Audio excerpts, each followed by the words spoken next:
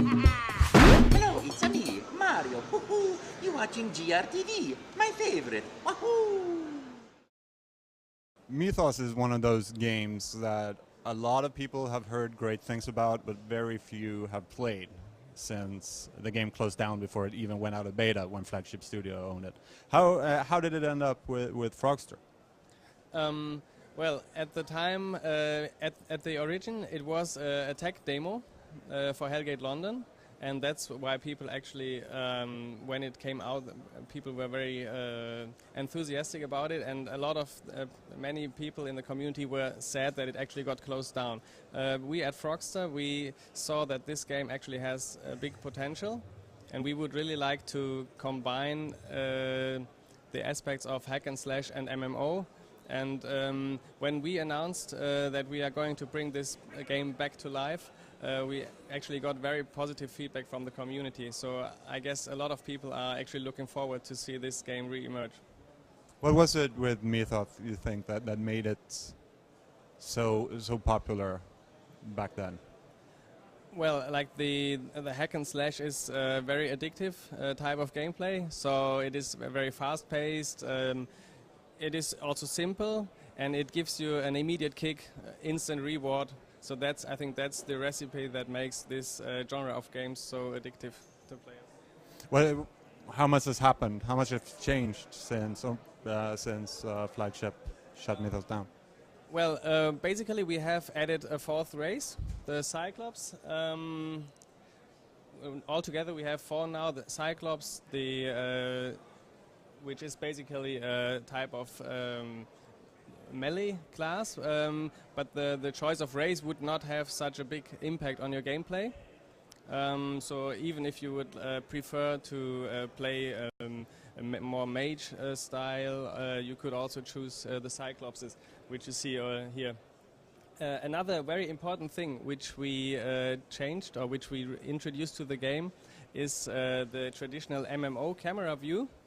Hack and slash games like Diablo or Torchlight, they usually have this isometric perspective, but we added a free rotatable camera, which you can switch between the camera modes actually by pressing just one button. See here. We have also added a nice skybox to the game. Added a background story, tutorial, so a lot of features that MMO players usually expect from that sort of game. So we really strive to combine the main aspects of both genres and put that into a great new formula. There are some people, old fans of Mythos, that are really afraid and worried that you've more or less broken something. Do you think you've made big enough changes that some people would feel that way, or? Well, actually, I'm not afraid of that, because we still keep a focus on the dungeon gameplay, like also with other games of that genre. The dungeons are the focus of the game. They are also randomly generated. Every time you enter the dungeon, you will have a slightly different gaming experience. So I think we managed to keep what makes the hack and slash game successful, but also add the ingredients that MMO will need. Frogster has been using various forms of business models over the years. What can we expect from Mythos? Mythos will also be a free-to-play game with a microtransaction-based model. So what kind of microtransactions are we talking? Well, like an item shop in the game. So it will be possible to play this game. If you don't like to invest real money, we will not force you to do so. But if you want to, we will be offering mainly convenience items. Such as? Such as, for example, I mean, with other games of Frogster, we already practiced this very successfully. So, for example, you have the opportunity to buy permanent mounts.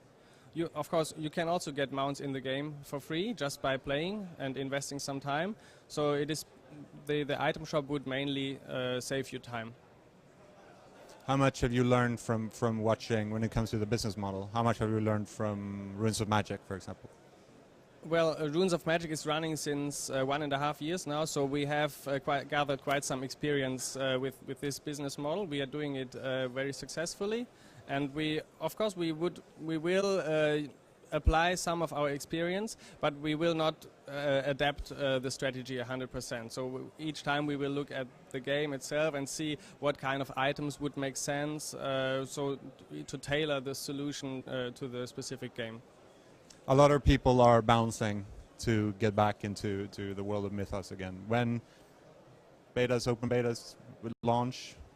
Well, as far as the launch is concerned, it will be in the first quarter of 2011. Open beta, we plan to do it at the end of the year, but we haven't decided upon a specific date yet, because we really want to polish it, make it as best as possible before we actually let players lay their hands on it. So I expect it to be at the end of this year, but when it's ready, yeah.